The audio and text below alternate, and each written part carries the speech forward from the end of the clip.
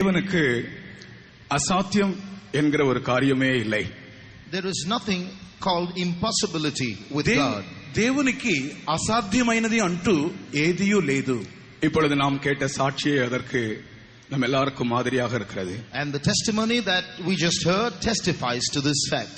ఇందాక విన్న సాక్ష్యమే దానికి నిదర్శనగా ఉన్నది.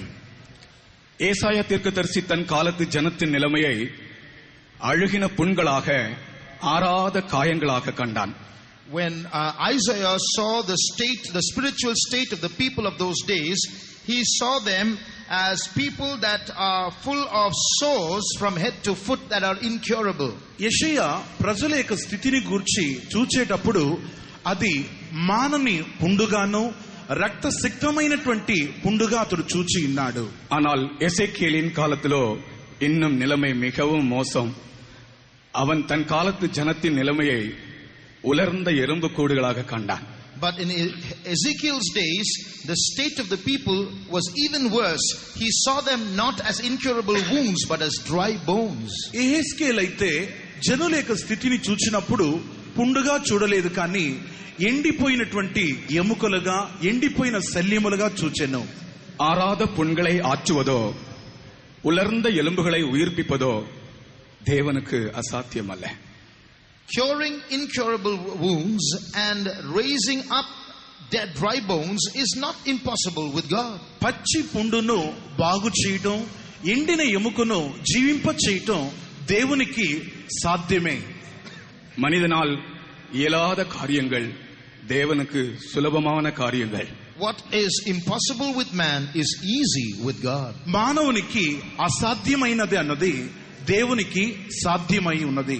நம்முடைய இயலாமையை தேவனுடைய சர்வ வல்லமையோடு நாம் பிணைக்கும் போது அற்புதம் நடக்கிறது. When we combine our impossibilities with God's almightiness, miracles take place. అసాధ్యమైనటువంటి మన కార్యములను ప్రభు చేతికి సమర్పించినప్పుడు అది సాధ్యమయ్యేటువంటివిగా మార్చబడుచున్నవి. சீனியர்ஸ் சூப்பர் சீனியர்ஸ் அந்த பிரிவை சேர்ந்த வாலிபர்களுக்கு ஒரு கேள்வி கேட்கப்பட்டது. A question was asked to the youths who belongs to the senior and super senior category. యవనస్తులైనటువంటి వారికి సీనియర్స్ కు మరియు సూపర్ సీనియర్స్ కు ఓ ప్రశ్న అడిగితిమి. அதற்கு சரியான பதில் எழுதுகிறவர்களுக்கு பரிசு வழங்கப்படும் என்று.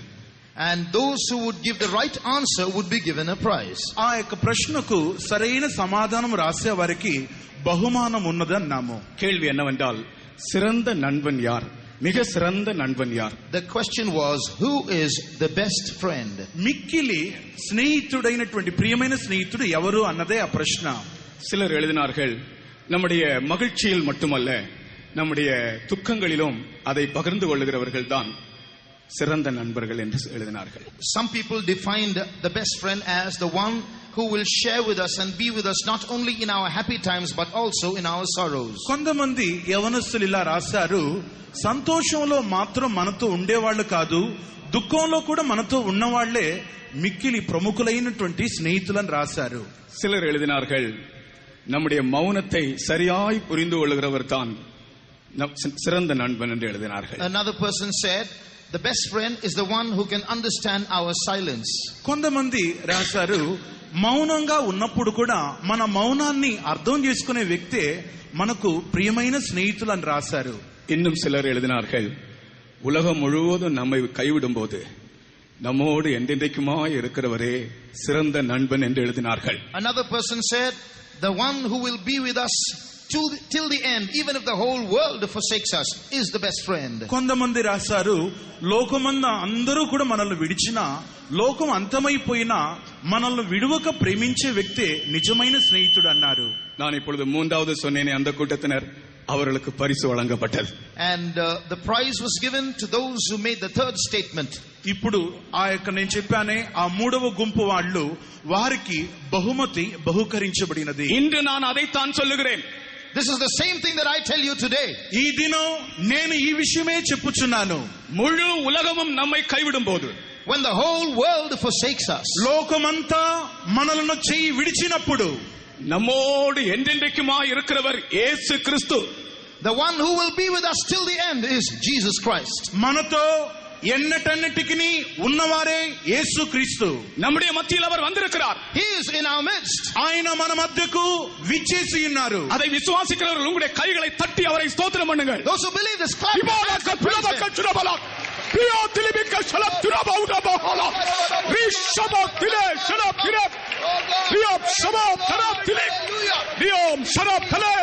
Jesus, thank you, Lord.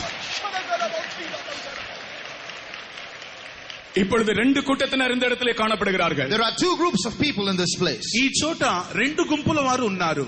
ஒரு கூட்டத்தினர் தேவன் நம்முடைய மத்தியிலே செய்ய போகிற அற்புதங்களை எதிர்பார்த்து விசுவாசித்து காணப்படுகிறார்கள். One group of people are anticipating God's wonders in our midst. దేవుడు మన మధ్యలో చేయబోయేటువంటి అద్భుతాలను చూచి సంతోషించేటువంటి ప్రజలు.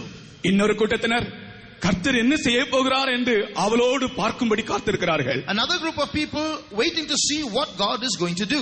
ప్రభు ఏ అద్భుతమును చేయబోతున్నారో వేచి చూసేటువంటి రెండవ గుంపు వారు.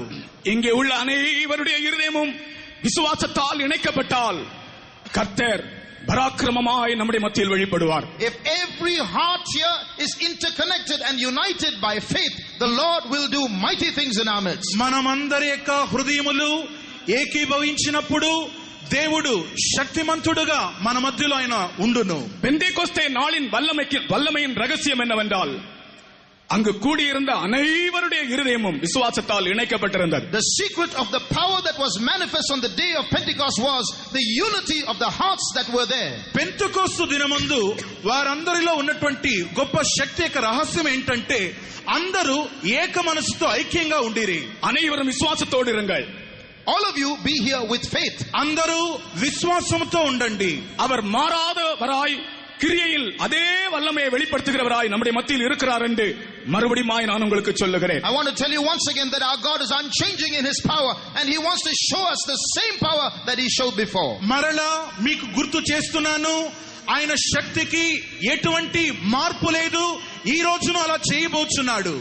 நம்முடைய தியானத்திற்கென்று ஆபகுக்கின் புஸ்தகம் 3ஆம் அதிகாரம் 4ஆம் வசனத்தை வாசிப்போமாக. For our meditation, shall we turn to the book of Habakkuk, chapter 3, and read verse 4. హబక్కు గ్రంథం 3వ అధ్యాయం 4వ వాక్యానికి మన ధ్యాన భాగంగా ఎందుకుందాము. அவருடைய பிரகாசம் சூரியனை போல் இருந்தது, அவருடைய கரத்திலிருந்து கிரணங்கள் வீசின, அங்கே அவருடைய பராக்கிரமம் மறைந்திருந்தது. And his brightness was as the light, he had horns coming out of his hand, and there was a hiding of his power. సూర్యకాంతితో సమానమైన ప్రకాశము కనబడుచున్నది, ఆయన హస్తముల నుండి కిరణములు బయలు వెళుచున్నవి, అచ్చట ఆయన బలము దాగి ఉన్నది. அவருடைய பிரகாசம் சூரியனை போல் இருந்தது. The Tamil rendering is, his brightness was like the sun. ఆయన యొక్క ప్రకాశం సూర్యకాంతం వలె ప్రకాశించెను. அவருடைய கரத்திலிருந்து கிரணங்கள் வீசின. And rays came out of his hand. ఆయన హస్తము నుండి కిరణములు బయలు వెళ్ళుచుండెను. அங்கே அவருடைய பராக்கிரமம் மறைந்திருந்தது. There his power was hidden. అచ్చట ఆయన బలము దాగి ఉండినది. இந்த வசனத்தை பைபிள் வைத்திருக்கிறவர்கள் எல்லாரும் சேர்ந்து வாசிப்போம். பைபிள் இல்லாதவர்கள் அந்த வார்த்தையை நீங்களே அப்படி மனப்பாடம் போல் சொல்லுங்கள். Those who have Bibles with you, let's all read this verse together. Those who do not have Bibles, memorize this verse. ఈ యొక్క వాక్యాన్ని బైబిల్ ఉన్న వాళ్ళందరూ కూడా కలిసి ఒకసారి చదువుదాం. బైబిల్ లేని వారు కంఠత వాక్యం వలె దీన్ని చదువుకుందాం. அவரவருடைய பாஷையிலே வாசியுங்கள். வாசிக்கும் போது அதை அப்படியே விசுவாசத்தோடு வாசியுங்கள். Read it in your language. When you read it with faith. మీరు మీ భాషల్లో చదవండి. ఈ వాక్యం చదివేటప్పుడు వాక్యం మీద పూర్తి విశ్వాసం ఉంచండి. அவருடைய பிரகாசம் சூரியனை போல் இருந்தது.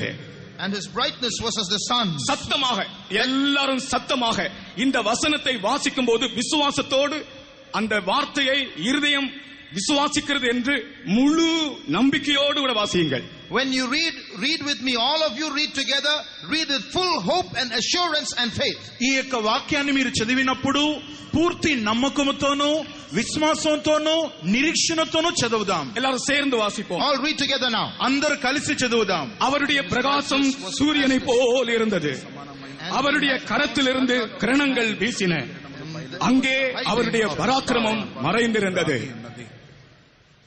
கர்த்தருக்கு ஸ்தோத்திரம். Praise the Lord. దేవునికి స్తోత్రం. முதல் பகுதியை நான் சொல்லுகிறேன். I tell you the first part. నేను మొదటి భాగమును చెప్పుచున్నాను. அவருடைய பிரகாசம் சூரியனை போல் இருந்தது. His brightness was like the sun. ఆయన ప్రకాశం సూర్యకాంతం వలె కనబడినది. வேதத்தில் பல இடங்களிலே ஆண்டவருடைய பிரகாசம் சூரியனை போல் இருந்ததாக எழுதப்பட்டிருக்கிறது. In various places in the scriptures we read that the brightness of God was like the sun. దేవుని వాక్యంలో గమనించినట్టయితే సూర్యుని యొక్క కాంతి ఎలా ఉన్నదో అలానే ఆయన యొక్క ప్రభావం కనబడినట్టు చదువుతున్నాం. அது ஒரு மொழிக்காக அப்படி எழுதப்பட்டிருக்கிறது போல நான் அப்படித்தான் விளங்கிக் கொள்கிறேன். ஏனென்றால் சூரியனை படைத்ததே அவர்தான்.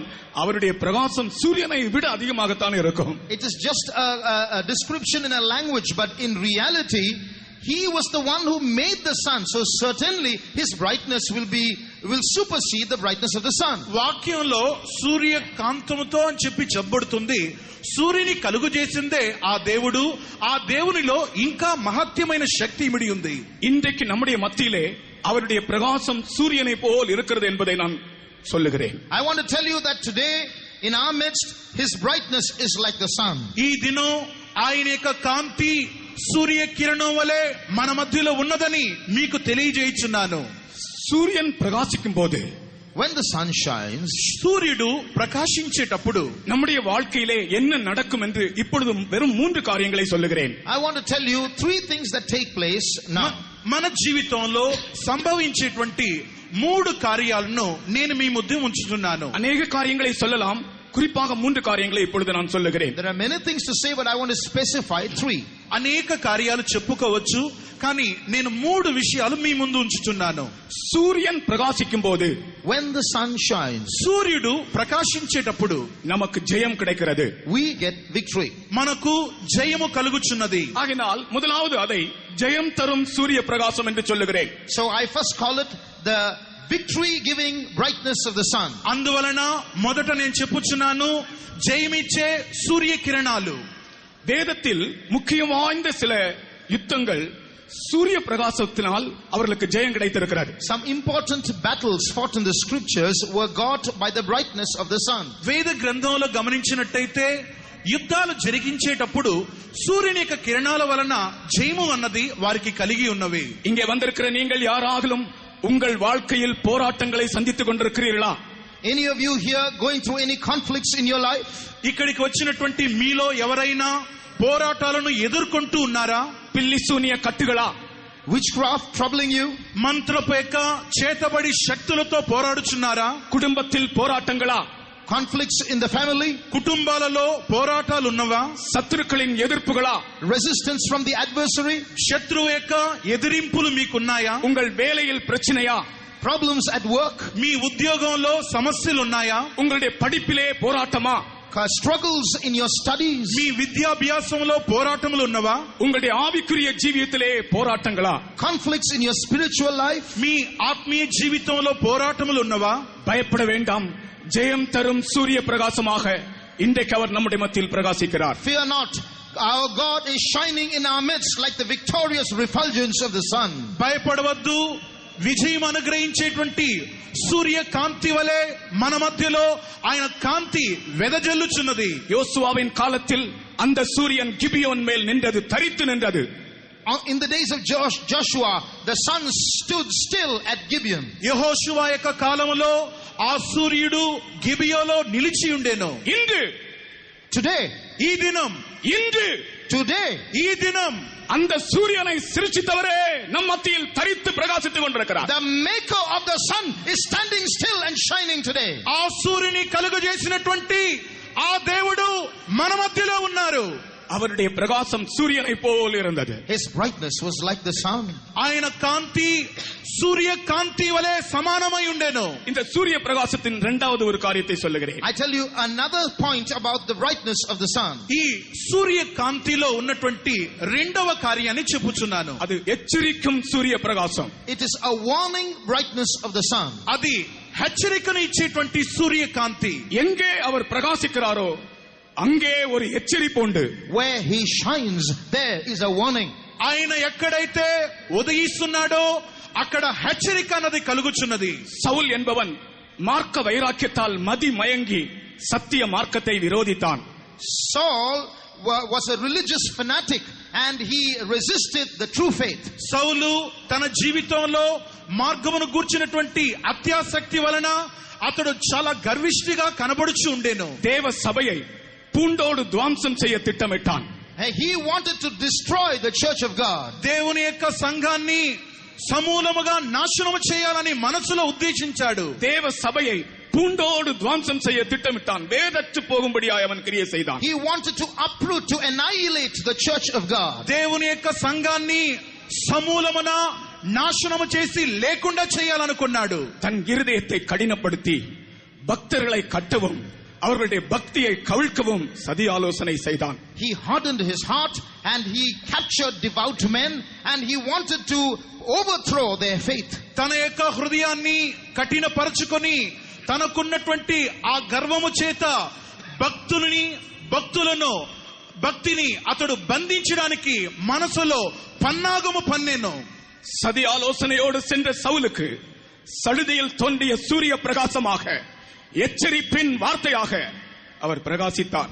Saul, who went ahead with a conspiracy, was met by the refulgence of the sun as God shone on him. ఈ విధముగా బంధించాలనుకున్నటువంటి ఉద్దేశముతో పన్నాగముతో వెళ్ళొచ్చినటువంటి ఆ వ్యక్తికి ఆ సూర్య కిరణం, సూర్య కాంతి అతన్ని హెచ్చరించింది. இன்றைக்கும் அந்த சூரியன் இங்கே பிரகாசிக்கிறது. Today that sun is shining in our midst. ఈ రోజు అదే సూర్య కాంతి ఇక్కడ ప్రకాశిస్తున్నది. அந்த பிரகாசம் இருதய கடினங்களை எச்சரிக்கிறது. It warns, this refulgence of brightness warns hard hearts. ఆ సూర్య కాంతి ఈ రోజు కఠినమైనటువంటి హృదయం గల వారిని హెచ్చరిస్తూ ఉన్నది. அந்த பிரகாசம் இன்றைக்கு மாம்ச வைராக்கியங்களை எச்சரிக்கிறது. It warns a carnal frenzy. శారీర రీతిగా కఠినాత్ములైన హృదయం గల వారిని హెచ్చరిస్తున్నది.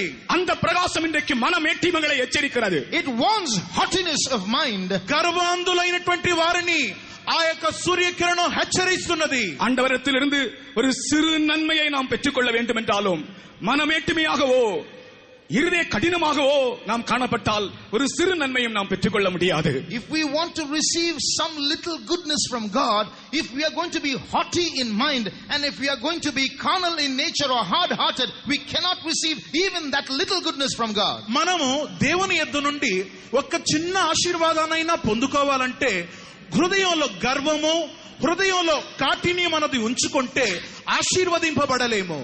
ஆனால் ஆண்டவரே ஆண்டவரே என்று கூப்பிடுங்கள். ஆண்டவரே நான் என்ன செய்ய சித்தமாக இருக்கிறேன். But you call him Lord. Lord, what wilt thou have me to do? అయినా ప్రభు దగ్గర అడగండి, ప్రభువా నేనేం చేయాలా, ప్రభువా నేనేం చేయాలని చెప్పి దేవుని దగ్గర అడగండి. இயேசுவே என்று கூப்பிடுங்கள். இயேசுவே என்று மட்டுமல்ல, என் இயேசுவே என்று கூப்பிடுங்கள். அப்படி மட்டுமல்ல, இயேசப்பா நான் என்ன செய்ய சித்தமாக இருக்கிறீர் என்று கேளுங்கள். Call him Jesus, not just Jesus. Say my Jesus, not just my Jesus, my Father Jesus. What will you have me to do? ప్రభువును పిలువండి, యేసు అనండి, నా యేసు ప్రభువా అనండి, నా దేవా అని చెప్పి పిలిచి ఆయన వేడుకొనండి. சொந்த வழிகளை விட்டு ஆண்டவருடைய வழிக்கு வாருங்கள். Forsake your own ways. Come back to the ways of God. మీ సొంత మార్గాల నుండి పక్కన పెట్టి దేవుని మార్గంలోనికి రండి. மேட்டிமைகளை விட்டு தாழ்மையாய் வாருங்கள். Forsake your haughtiness. Come humbly. అహంకారాన్ని విడిచి తగ్గింపులోనికి రండి. அந்த சூரியன் இன்றைக்கும் பிரகாசித்துக் கொண்டிருக்கிறது. That sun is shining even today. ఆ సూర్యుడు ఈ దినం కూడా ప్రకాశిస్తున్నాడు. கர்த்தருக்கு ஸ்தோத்திரம். Praise the Lord. దేవునికి స్తోత్రం. அந்த பிரகாசம், அந்த எச்சரிப்பின் சத்தம் அந்த மனக்கடினமுள்ள சவுலை மனம் மாறச் செய்து அப்போஸ்தலனாய் மாற்றிவிட்டார். That voice of warning from the brightness of the sun changed the hardness of Saul's heart and made him an apostle. ఆ యొక్క సూర్యుని యొక్క కాంతి గర్వాంధుడుగా ఉన్నటువంటి సౌలును పౌలుగా మార్చి పరిశుద్ధునిగా చేసి ఉన్నది. வாழ்க்கையை மாற்றுகிற பிரகாசம், A brightness that changes lives. జీవితాన్ని ప్రకాశింపజేసే కిరణం. கர்த்தருடைய நாமத்தை நன்றியோடு ஸ்தோத்திரிக்கிறேன். I gratefully praise the name of God. దేవుని యొక్క నామాన్ని కృతజ్ఞతతో స్తుతిస్తున్నాను. மூன்றாவதாக, Thirdly, మూడవదిగా இந்த சூரிய பிரகாசம் நம் வாழ்க்கையில் செய்வதுதான் என்ன?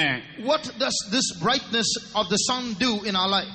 ఈ సూర్యుని యొక్క కాంతి మన జీవితంలో చేసే మూడవ కార్యం ఏంటి? சூரியன் கடுமையாய் பிரகாசிக்கும் என்றால் When the sun beats on us ferociously, సూర్యుడు కఠినంగా తన యొక్క కాంతిని మన మీద వెదజల్లేటప్పుడు புல் உலர்ந்து பூ உதிர்ந்து போகும். grass and the flower of the grass will dry away. గడ్డి ఎండును దాని పువ్వును రాలును. ஆகவே இந்த சூரிய பிரகாசம் உலர்ந்து உதிர பண்ணுகிற சூரிய பிரகாசம் என்று சொல்லுகிறேன். So I say the brightness of the sun will make other things dry. ఈ సూర్యుని యొక్క కాంతి ఎండిపోయి రాలిపోయేటువంటిదిగా నేను చెప్పుచున్నాను. கடுமையான வெயிலில் புல் உலர்ந்து பூ உதிர்ந்து போகிறது. When the heat is scorching, the grass and the flower of the grass fade away. కఠినంగా సూర్యుని యొక్క కిరణం పడేటప్పుడు గడ్డి ఎండిపోవును, పువ్వు రాలిపోవును. கர்த்தர் பிரகாசிக்கிறார் என்று மட்டுமல்ல, அருமையானவர்களே, கர்த்தர் கடுமையாய் பிரகாசிக்கிறார். The Lord is not only shining, He's shining vehemently. దేవుడు ప్రకాశించుచున్నాడని మాత్రం కాదు, కఠినంగా ప్రకాశించుచున్నాడని గ్రహించండి. ஐஸ்வர்யம், Riches, ఐశ్వర్యము, ஆடம்பரம், fashions, ఆడంబరాలు, அழகு, beauty, అందం, மாம்ச இன்பங்கள், carnal pleasures, శరీర ఇచ్చలు, பதவிகள், position, పదవి, மற்றும் இவ்வுலக மகிமைகள் அனைத்தும் and the glories of this world ఈ లోకంలో ఉన్నటువంటి ఐశ్వర్యములన్నీ புல்லின் பூவாகும். are the flower of the grass. గడ్డి యొక్క పువ్వుతో సమానం. ஏதாகலும் ஒரு காரியத்தில் உன் இருதயம் இழுக்கப்பட்டிருந்தால், இன்றைக்கு இந்த பிரகாசம் கடுமையாய் உன்மேல் உதிக்கட்டும், அவையெல்லாம் உதிர்ந்து போகட்டும். If any of these things have held your heart, as the sun scorches now, as the brightness beats on your heart, let all this fade away. నీవు వేటినైనా నీ హృదయంలో అనుకొని దాని వైపు నువ్వు వెళ్ళి ఉంటే, ఆ సూర్యుని యొక్క కిరణం నీ మీద పడి గడ్డి ఎండిపోవు చేసి పువ్వును రాలిపోయేటట్టు చేయును. இந்த சூரியன் பிரகாசித்துக் கொண்டிருக்கிறது. This sun is shining. ఈ సూర్యుడు ప్రకాశించుచున్నాడు. ஒளிந்து போகிற மகிமைகள் அனைத்தும் நம் வாழ்க்கையிலிருந்து மாறி போகட்டும். Let all that glory that fades away be removed from our life. గతించిపోయేటువంటి మహిమలన్నీ మన నుండి వెడలిపోని. கர்த்தர் நம்முடைய வியாதியிலிருந்து நம்மை சுகமாக்குறது அவருக்கு ஒரு பெரிய விஷயம் அல்ல. இந்த காரியம் நம்முடைய வாழ்க்கையிலே முதலாவது சம்பவிக்கட்டும். Healing us from our sickness is not a big challenge for God, but let these things first take place in our life. స్వస్థపరిచేది దేవునికి పెద్ద విషయం కాదు, మన జీవితంలో ఉన్నటువంటి ఇవి మార్చబడవలెను. சமீபத்திலே ஒரு சாட்சி என்னை தொட்டது. Recently a testimony touched me. ఈ మధ్య ఒక సాక్ష్యం నన్ను హత్తుకొన్నది. ஒரு சபையிலே, நம்முடைய சபையை சேர்ந்த ஒரு கிளை சபையிலே ஒரு காத்திருப்பு கூட்டம், ஒரு எழுப்புதல் கூட்டம் நடந்தது. In one of our branch faith homes, a revival meeting was taking place. మన సంఘానికి సంబంధించిన ఒక శాఖ విశ్వాస గృహంలో ఓ ఉజ్జీవ కూటం జరపబడినది. அதிலே ஒரு சகோதரி, நல்லவர்கள் தான், அவர்களுக்கு கொஞ்சம் ஸ்டைலாக முடி வைக்க வேண்டும் என்று ஒரு விருப்பம். There was a sister there, a good sister, but she had this craze about being stylish in her hair. ఆ సహోదరి చాలా మంచి ఆమె, కానీ ఆమె వెంట్రుకలు అందంగా అలంకరించుకోవాలని చెప్పి ఆమెకు ఒక కోరిక ఉండినది. ஆகையினால் நீளமாக இருந்த அவர்களுடைய முடியை வெட்டி நல்ல ஸ்டைல் படுத்திக் கொண்டார். So she cut her long hair short and her hairdo became stylish. పొడవుగా ఉన్నటువంటి తన వెంట్రుకలను కత్తిరించి చాలా అందంగా మలుచుకున్నారు. காத்திருப்பு கூட்டம் வல்லமையாய் நடக்கிறது. And the mighty tarrying meeting was on. కనిపెట్టుకోవటం చాలా శక్తివంతంగా జరిపించబడుచున్నది. சூரியன் வல்லமையாய் பிரகாசிக்கிறது. The sun was burning brightly. సూర్యుడు కాంతివంతంగా ప్రకాశించెను. இந்த சகோதரிக்கு ஒரு தரிசனம். The sister had a vision. ఆ సహోదరికి ఒక దర్శనం. ஏசப்பா வந்திருக்கிறார். Jesus had come. యేసు ప్రభు వచ్చారు. ஏசப்பா வந்து சேர்ல உட்கார்ந்து இருக்கிறார். Jesus came and sat on a chair. Yesu Prabhu chair మీదకి వచ్చి కూర్చున్నాడు. இந்த சகோதரி ஓடி போய் இயேசுவின் கால்களை கட்டி தழுவி கண்ணீர் வடித்து நினைக்கிறார்கள். This sister ran towards Jesus and fell at his feet and was washing his feet with her tears. పరిగెత్తుకొనేసి యేసు ప్రభు కాళ్ళ మీద పడి కన్నీళ్లతో ప్రభు పాదాలను తడిపినది.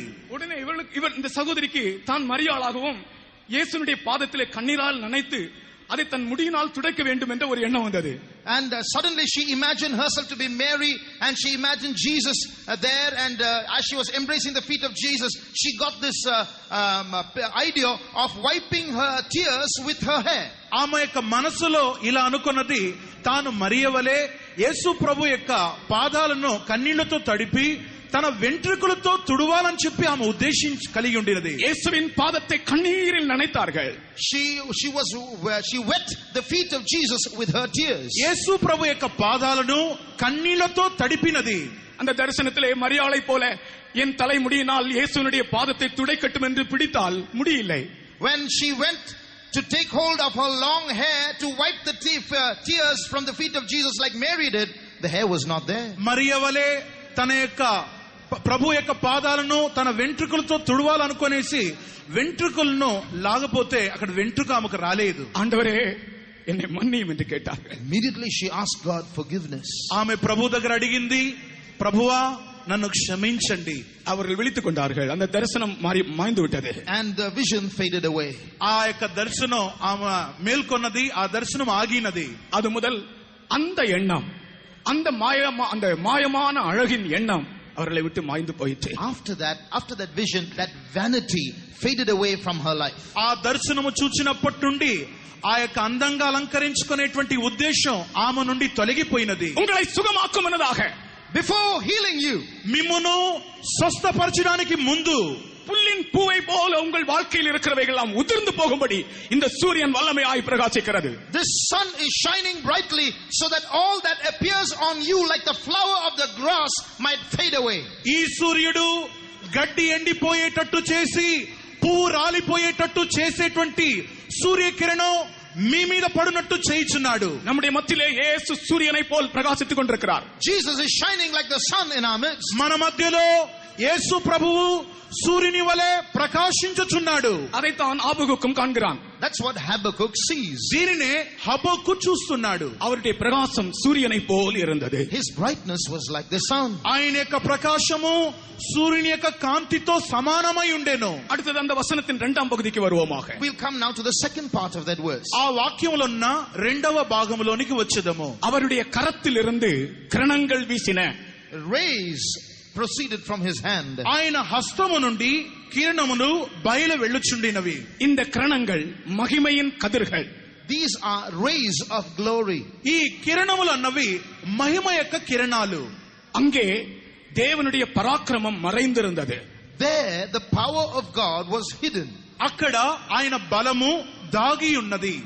தேவனுடைய பராக்கிரமம் மறைந்திருந்தது என்பதற்கு ரெண்டு விதத்திலே அதை விளங்கிக் கொள்ளலாம். Now when you say the power of God was hidden there are two interpretations to it. దేవుని బలము దాగి ఉన్నది అని చెప్పేదాన్ని రెండు రీతిలుగా మనం అర్థం చేసుకోగలము. தேவனுடைய வல்லமை அங்கே இருந்தது என்றும் விளங்கிக் கொள்ளலாம். First of all, we can understand it as the power of God was there. ఒకటి దేవుని బలము అక్కడ దాగి ఉండేనో అని చెప్పి తెలుసుకోవచ్చు. ஆனால் இன்று நான் சொல்லுகிறேன், பழைய ஏற்பாட்டின் காலத்தில் தேவனுடைய பராக்கிரமத்தின் ஒரு சில அம்சங்களே வெளிப்பட்டன, முக்கியமான அம்சங்கள் மறைந்தே இருந்தன.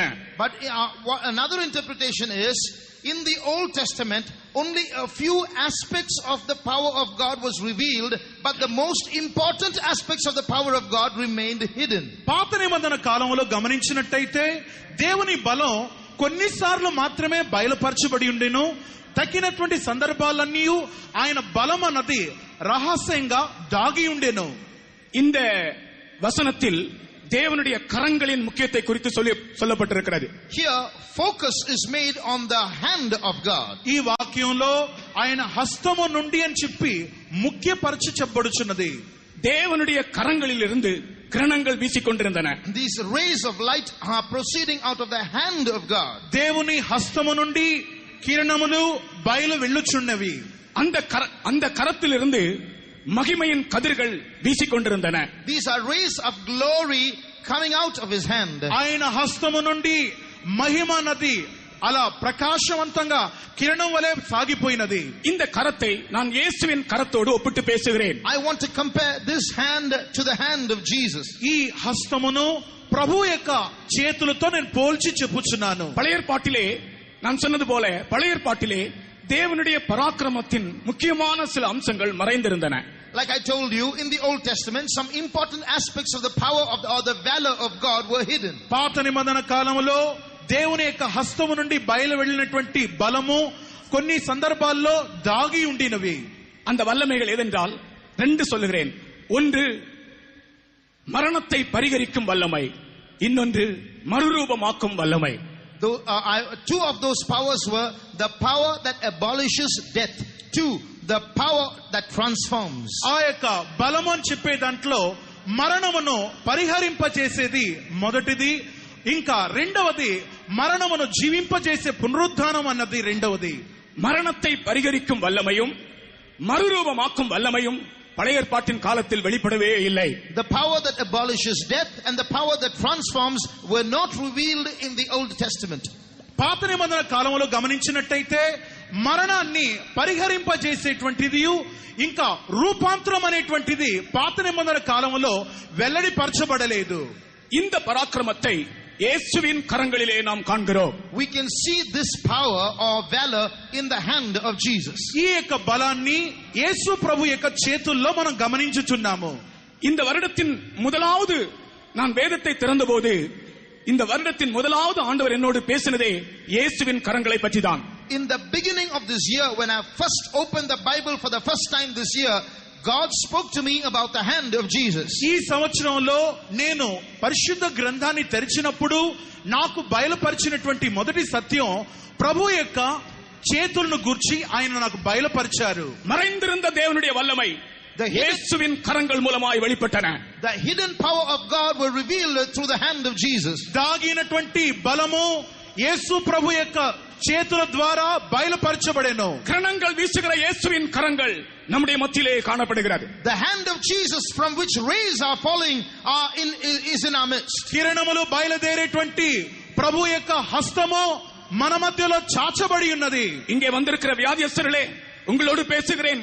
இயேசுவின் கரங்களில் இருந்து கிரணங்கள் உங்கள் மேல் வீசுகின்றன. All those who are sick here and have come here, I'm telling you, the hand of Jesus is here and rays are coming out to touch you. వ్యాధితో వచ్చినటువంటి ప్రియులారా, ఈ రాత్రి ప్రభు యొక్క హస్తములో నుండి కిరణములు మీ మీద ప్రసరించబడుచున్నవి. మత్తేయు, మార్కు, లూకా, యోవాన్ సువిశేషங்களை நாம் వాసిக்கும் పోదు in the gospel of Matthew and Mark and Luke and John, మనము మత్తయి సువార్త, మార్కు సువార్త, లూకా సువార్త, యోహాను సువార్తల్లో మనం చదివినప్పుడు இயேசுவின் கரங்களை பற்றி 4 காரியங்கள் வாசிக்கிறோம். we read about 4 things about the hand of Jesus. యేసు ప్రభు యొక్క హస్తములో ఉన్నటువంటి 4 కార్యములను చదువుతున్నాం. ஒன்று, இயேசு தன் கரங்களை வைத்தார். One, Jesus laid his hands. ఒకటి, యేసు ప్రభు తన హస్తములను ఉంచెను. 2, இயேசு தன் கையை நீட்டினார். 2, Jesus stretched forth his hand. 2, యేసు ప్రభు తన యొక్క చేతిని చాచెను. 3, இயேசு தன் கைகளை காண்பித்தார். 3, Jesus showed his hands. 3, యేసు ప్రభు తన చేతులను చూపెను. 4, இயேசு தன் கைகளை உயர்த்தினார். 4thly, Jesus lifted up his hands. 4వది, యేసు ప్రభు తన చేతులను పైకెత్తెను. நான் திரும்பவும் சொல்லுகிறேன். I repeat them. నేను మరలా చెప్పుచున్నాను. மத்தேயு, மார்க்கு, லூக்கா, யோவான் சுவிசேஷங்களை வாசித்து பாருங்கள். Read the Gospels of Matthew, Mark, Luke and John. మత్తయి సువార్త, మార్కు సువార్త, లూకా సువార్త, యోహాను సువార్తలను మీరు చదివి చూడండి. கிரணங்கள் வீசுகிற இயேசுவின் கரங்களை பற்றி 4 காரியங்கள். 4 things about the hands of Jesus from which rays are proceeding. కిరణములు బయలుదేరుచున్నటువంటి దేవుని యొక్క హస్తమును గురించి 4 కార్యాలు. இயேசு தன் கைகளை வைத்தார். Jesus laid his hands. యేసు ప్రభు తన చేతులను ఉంచెను. 2, இயேசு தன் கைகளை நீட்டினார். 2, he stretched forth his hands. యేసు ప్రభు తన చేతిని చాచెను. 3, இயேசு தன் கைகளை காண்பித்தார். 3, he showed his hands. 3, యేసు ప్రభు తన చేతిని చాపెను. 4, இயேசு தன் கைகளை உயர்த்தி அவர்களை ஆசீர்வதித்தார். 4, he lifted up his hands and blessed the people. 4వది, యేసు ప్రభు తన చేతులెత్తి వారిని ఆశీర్వదించెను. முதல் பகுதியை பற்றி பேசுகிறேன்.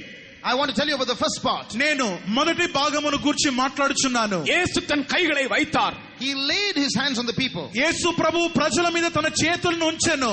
சர்வ வல்லமை உள்ள தேவன் ஒரு மனிதன் மேல் கைகளை வைப்பது என்றால் அது புத்திக்கு எட்டாத அதிசயம் என்று சங்கீதக்காரனே எழுதி இருக்கிறான். The psalmist says that when God lays his hand upon his creature man, that is a miracle that cannot be comprehended. కీర్తనకర్త చెప్పుచున్నాడు, మానవుని మీద దేవాతి దేవుడు చేతులు ఉంచడం అనేది మానవుని యొక్క జ్ఞానానికి అందనిది, అది మహోన్నతమైనది. அவர் தன்னுடைய கைகளை என் மேல் வைக்கிறார், இந்த அறிவு எனக்கு எட்டாததும் மிகுந்த ஆச்சரியமாக இருக்கிறது. He says, he has placed his hand upon me. This is something that I cannot comprehend. ఆయన తన హస్తము నా మీద ఉంచుచున్నాడు, ఇది నా ఊహకు అందనిదే ఉన్నవి. கர்த்தருக்கு ஸ்தோத்திரம். Praise the Lord. దేవునికి స్తోత్రం. ஒரு தகப்பன் தன்னுடைய பிள்ளையின் மேல் கைகளை வைப்பான் என்றார். If a father can lay his hands on his son, ఒక తండ్రి తన బిడ్డ మీద చేతులు ఉంచారు అనుకోండి, அது சொந்தம், இரத்த பாசம். that is a relationship, a result of warm relationship. ఇది బంధాన్ని చూపుతుంది, ప్రేమ తత్వాన్ని బోధిస్తుంది. ஒரு சிநேகிதன் தன் சிநேகிதன் மேல் கைகளை வைப்பான் என்றால் அது அன்பு. If a friend lays his hand on the shoulders of a friend, that is love. ఒక వ్యక్తి స్నేహితుని మీద చేతులు పెడితే అది స్నేహంగా కనబడుచున్నది. ஒரு மருத்துவர் ஒரு வியாதியஸ்தன் மேல் கைகளை வைப்பார் என்றால் அது உதவி. If a doctor can lay his hands on a patient, that is assistance. ఒక వైద్యుడు రోగి మీద చేతులు పెడితే దానికి వైద్యం అందుచున్నది. ஆனால் சர்வவல்லமுள்ள தேவன் மனிதன் மேல் கைகளை வைப்பார் என்றால் அது அதிசயம். But if the Almighty God places his hand on the head of a man, that is a miracle. కానీ దేవాతి దేవుడు మానవుని మీద చేయి పెట్టడం అన్నది అది అద్భుతం. நான் திரும்பவும் சொல்லுகிறேன், I say it again. నేను మరలా చెప్పుచున్నాను. ஒரு தகப்பன் தன் பிள்ளையின் மேல் கைகளை வைத்தால் அது சொந்தமும் இரத்த பாசத்தையும் காண்பிக்கிறது. When a father places his hand on his son, that is a result of blood relationship. ఒక తండ్రి తన బిడ్డ మీద చేతులు పెట్టడం అనేది రక్త సంబంధాన్ని, బంధాన్ని చూపుతుంది. ஒரு சிநேகிதன் தன் சிநேகிதன் மேல் கைகளை வைப்பான் என்றால் அது அன்பு. When a friend embraces a friend, that is love. ఒక స్నేహితుడు ఇంకో స్నేహితుని మీద చేతులు చేయి ఉంచడం అనేది స్నేహాన్ని చూపిస్తుంది. ஒரு வியாதியஸ்தன் மேல் மருத்துவர் கை வைப்பார் என்றால் அது ஒரு உதவி. When a doctor lays his hands on a patient, that is aid. ఒక వైద్య ఒక రోగి మీద చేతులు పెట్టడం అన్నది సహాయంగా కనబడుచున్నది. வானத்தையும் பூமியையும் சிருஷ்டித்த அநாதி தேவன் ஒரு மனிதன் மேல் கைகளை வைப்பார் என்றால் அது அதிசயம். எல்லாரும் சொல்லுங்கள், அதிசயம். When the eternal God, the creator of the heavens and the earth, places his hand on a man, that is a miracle. మానవుని మీద దేవుడు తన చేతులు ఉంచడం అన్నది అది అద్భుతం. சத்தமாய் சொல்லுங்கள், அது அதிசயம். Say it loudly, it's a miracle. అది శబ్దంగా చెప్పండి, ఆశ్చర్యం అని. அது அதிசயம். It's a miracle. ఆశ్చర్యం అది. இன்றைக்கு அந்த கை உன்மேல் அவர் வைக்கிறார். Today he is placing that hand upon you. ఈ రోజు నీ మీద హస్తము పెట్టుచున్నాడు. యేసు தன் கைகளை வைத்தார். Jesus laid his hands on the people. యేసు ఆ ప్రజల మీద తన చేతులను ఉంచెను. ரெண்டு குழந்தைகள் மேல் கைகளை வைத்தார் கர்த்தர். ரெண்டு இடத்திலே குழந்தைகள் மேல் கை வைத்தார். In two places Jesus places hands on children. యేసు ప్రభు రెండు సందర్భంలో చిన్న పిల్లల మీద తన చేతులను ఉంచెను. மத்தேயு 9ஆம் அதிகாரத்திலே ஒரு மரித்து போன பிள்ளையின் மேல் கை வைத்தார். In Matthew chapter 9 he places his hand on a dead child. మత్తయి సువార్త 9వ అధ్యాయంలో చనిపోయినటువంటి ఓ బిడ్డ మీద యేసు ప్రభు చేయి ఉంచెను. ஒரு தலைவன் வந்து சொல்லுகிறான், என் மகள் மரித்து போனாள், ஆனாலும் நீர் வந்து உம்முடைய கையை அவள் மேல் வையும். A ruler comes and tells Jesus, my daughter is dead, but you come and lay your hand upon him. ఒక అధికారి ప్రభు దగ్గరకు పరిగెత్తుకుని వచ్చి, నా యొక్క కుమార్తె చనిపోయిను, నీవు వచ్చి ఆమె మీద నీ చేతులు ఉంచమన్నాడు. என் மகள் மரித்து போனாள், ஆனாலும் நீர் வந்து உம்முடைய கையை அவள் மேல் வையும். My daughter is dead, but you can come and lay your hand upon her. నా కుమార్తె చనిపోయినది, నీవు వచ్చి ఆమె మీద చేతులు ఉంచుము. மரித்து போனது உண்மை, It's true, she died. చనిపోయినది వాస్తవము. ஆனாலும் நீர் கை வைப்பீர் என்றால் என் மகள் சுகமாவாள், என் மகள் எழும்புவாள். But if you place your hand on my daughter will rise up again. చనిపోయింది వాస్తవం. నీవుగా వచ్చి నా కుమార్తె మీద చేతులు ఉంచితే ఆమె బ్రతుకును. மரித்து போனாலும் கூட இயேசு கைகளை வைக்கும் போது திரும்ப உயிர் உண்டாகிறது. When Jesus places his hand, even if the person is dead, life comes once again. చనిపోయినను యేసు ప్రభు యొక్క చెయ్యి పడితే తప్పనిసరిగా జీవమన్నది కలుగును. இன்னொரு இடத்திலே மத்தேயு 19ஆம் அதிகாரம் என்று நினைக்கிறேன். In another place, I think it's Matthew 19. 19ஆம் அதிகாரம் 13ஆம் வசனத்திலே பிள்ளைகளை பெற்றோர் கொண்டு வந்து இயேசு தங்கள் பிள்ளைகள் மேல் கை வைக்கும்படி விரும்பினார்கள். Parents brought their children to Jesus and wanted Jesus to place his hands on the children. మత్తయి సువార్త 19 13లో ఆ యొక్క పెద్దలు ఆ యొక్క పిల్లలను తమ పిల్లల మీద చేతులు ఉంచమని ప్రభు దగ్గరకు తీసుకొచ్చిరి. பெற்றோருக்கு ஒரே வாஞ்சை, தங்கள் பிள்ளைகள் மேல் ஆண்டவராகிய இயேசு தன் கைகளை வைக்க வேண்டும்.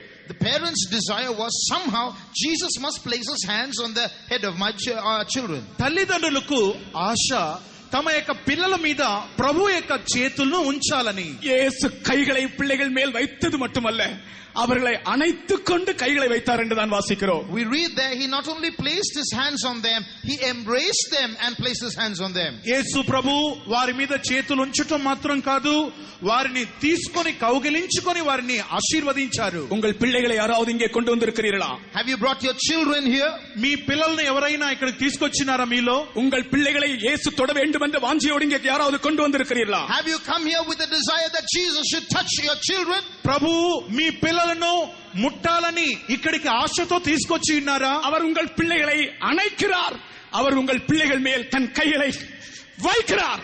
He is embracing your children and he is placing his hand on your children. మీ పిల్లలను ఆయన చేతులుంచడం మాత్రం కాదు, దగ్గరకు తీసుకొని కౌగలించుకొని వారిని ఆశీర్వదిస్తున్నాడు. கர்த்தருக்கு ஸ்தோத்திரம். Praise the Lord. దేవునికి స్తోత్రం. இங்கே பிள்ளைகளை கொண்டு வந்தவர்கள் யாராவது உண்டானால் திரும்ப கர்த்தர் உங்களோடு திரும்பவும் சொல்லுகிறார், உங்கள் பிள்ளைகள் மேல் இன்றைக்கு இயேசு தன் கைகளை வைக்கிறார். If there's anyone here who's brought your children for Jesus to place hand on them, I tell you once again, Jesus is placing his hand on them. ఇక్కడ మీలో ఎవరైనా మీ పిల్లలను తీసుకొని వచ్చినట్టయితే మరలా ప్రభువు చెప్పుచున్నాడు, మీ పిల్లలను ఆయన చేతులుంచి దీవించబోతున్నాడు. இயேசு பிள்ளைகளை நேசிக்கிறார். நீங்கள் உங்கள் பிள்ளைகளுக்காக கவலைப்படுவதை அவர் காண்கிறார்.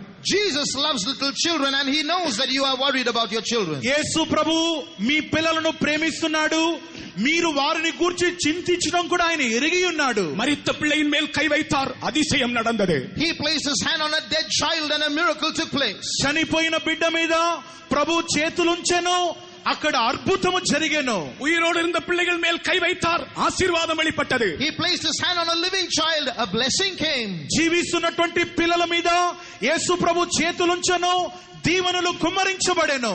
இயேசு கைகளை வைக்கும்போது அதிசயம் நடக்கும், ஆசீர்வாதம் விளங்கும். When Jesus places his hands on you, miracles will take place, blessing will descend. యేసు ప్రభు చేతులు ఉంచేటప్పుడు ఆశీర్వాదములు దీవెనలు అన్నది కలుగును. இரண்டாவது, இயேசு தன் கைகளை நீட்டினார். Secondly, Jesus stretched forth his hands. రెండవది యేసు ప్రభు తన చేతిని చాచెను. அவர் தன் கைகளை நீட்டுவதில் மூன்று முக்கிய நோக்கங்கள் இருக்கின்றன.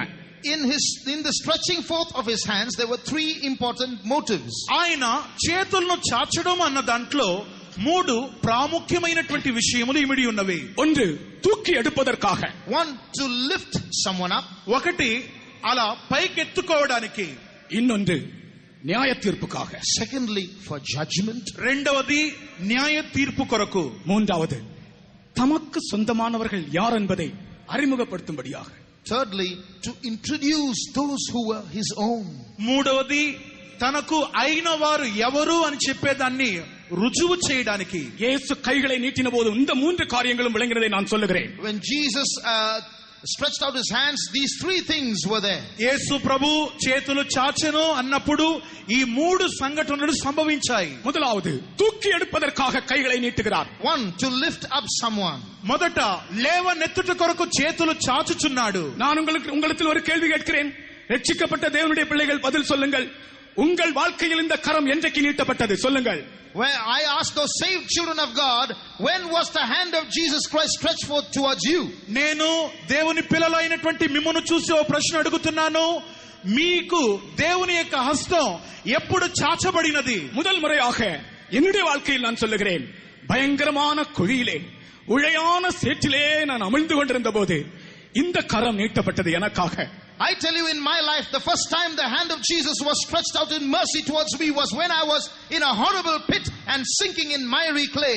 నా జీవితంలో నాకు మొదట ప్రభు యొక్క హస్తం ఎప్పుడు చాచబడినదంటే నేను ఊబిలో ఆ యొక్క నాశనం యొక్క కూపంలో ఉన్నప్పుడు ప్రభు యొక్క హస్తం చాచబడినది. என் தகப்பன் என்னை தூக்கி எடுக்க முடியவில்லை. My father could not lift me up.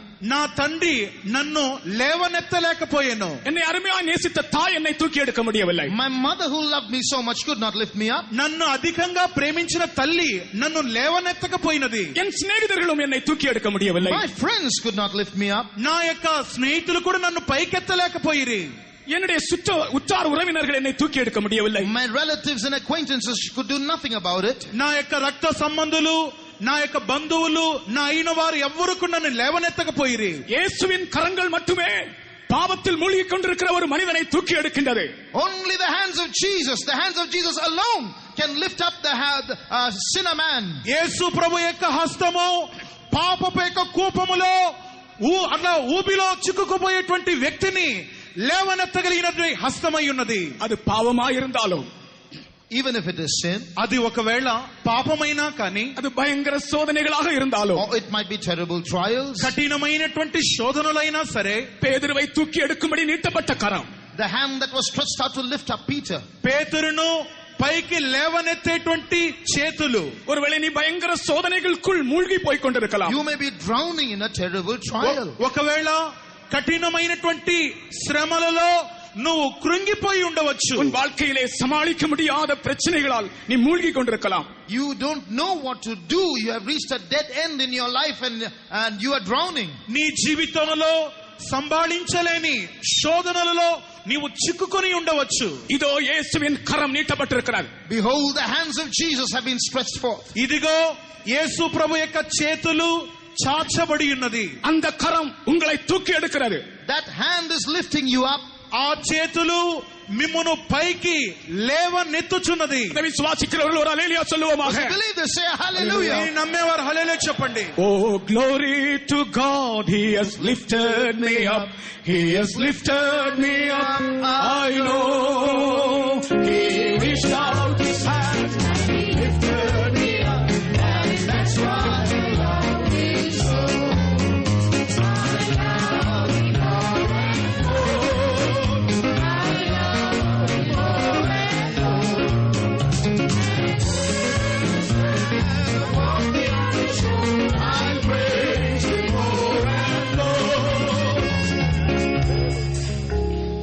தமிழ்ல பாடுவோம்.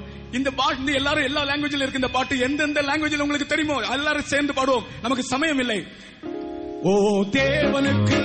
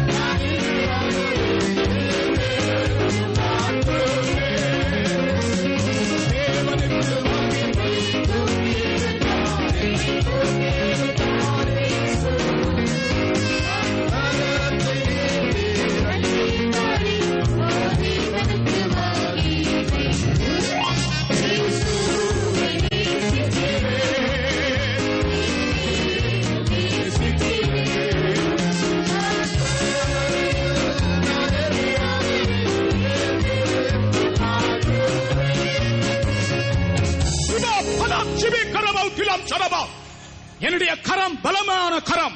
My hands are powerful hands. నా హస్తము బలమైన హస్తము. உன்னை தூக்கி எடுக்கும்படி என் கரம் பலமுள்ளதாயிருக்கிறது என்று கர்த்தர் சொல்லுகிறார். My hands are mighty to lift you up, says the Lord. నిన్ను పైకి లేవనెత్తుటకు నా శక్తిగల హస్తం లేవనెత్తును. உங்கள் மத்தியில் என் கரத்தை நீட்டி இருக்கிறேன். I have stretched out my hand towards you. మీ మధ్యలో నా హస్తమును చాచి ఉన్నాను. உங்களை அமர்த்திக் கொண்டிருந்த வல்லமைகள் உங்களை விட்டு விலகி ஓடுகிறது. Those powers that were holding you are fleeing from you. మిమ్మును బంధించినటువంటి శక్తులు మీ నుండి వెడలి పారిపోచున్నవి. திரும்பவும் சொல்லுகிறேன், உங்களை அமர்த்திக் கொண்டிருந்த வல்லமைகள் உங்களை விட்டு விலகி ஓடுகிறது. I say it again, those powers that were drowning you are fleeing from you. మిమ్మును బంధించినటువంటి బంధకములు మీ నుండి తొలగిపోచున్నది. என் கரம் தூக்கி எடுக்கிற கரம். My hands are hands that lift up. నా చేతులు పైకి లేవనెత్తే చేతులు. கர்த்தர் சொல்லுகிறார், The Lord says, ప్రభువు చెప్పుచున్నాడు, இயேசு தன் கரங்களை நீட்டி தூக்கி எடுக்கிறார். Jesus stretched out his hands and lifted up the people. ప్రభు తన చేతులు చాచి పైకి లేవనెత్తుచున్నాడు. அடுத்ததாக இயேசு கரத்தை நீட்டினது எதற்கு தெரியுமா? Secondly, you know why Jesus stretched out his hands? రెండవది, యేసు ప్రభు ఎందుకు చేతులు చాచారో తెలుసా? அவர் கரத்தை நீட்டின போது, When he stretched forth his hands, ఆయన చేతులు చాచినప్పుడు நியாய தீர்ப்பு விளங்கிட்டு, judgment was revealed. తీర్పు అన్నది బయలుదేరినది. அன்புள்ள இயேசு, The beloved Jesus, ప్రేమగల దేవుడు, தகப்பனை போன்றவை தாயை போன்ற இயேசு, the father like, mother like Jesus, తల్లి లాంటి తండ్రి లాంటి యేసు, அவர் ஒரு சந்தர்ப்பத்திலே in one particular situation, ఒక సందర్భంలో துணிக்கையை தோய்த்து ஒருவன் கையிலே ஒருவனுக்கு நேராக நீட்டினார். இவன்தான் என்று நீட்டினார். he placed a sop and dipped it in and gave it to a person and said, "This is the man." ఆయన తన చేతులతో ఆ యొక్క గుడ్డను తీసుకొని ఈ వ్యక్తి ఇతడే అని చెప్పి చేతులు చాచెను. ஆண்டவரே, அது யார் யார் என்று கேட்கிறார்கள். அது யார், உம்மை காட்டிக் கொடுக்கிறவன் யார் என்று கேட்கிறார்கள். People were very inquisitive to find out, Lord, who is it who's going to betray you? చుట్టూ ఉన్నటువంటి వాళ్ళందరూ శిష్యులు అడుగుతున్నారు, నిన్ను పట్టి అప్పగించేటువంటి వ్యక్తి ఎవరుని అడుగుచు ఉండిరి.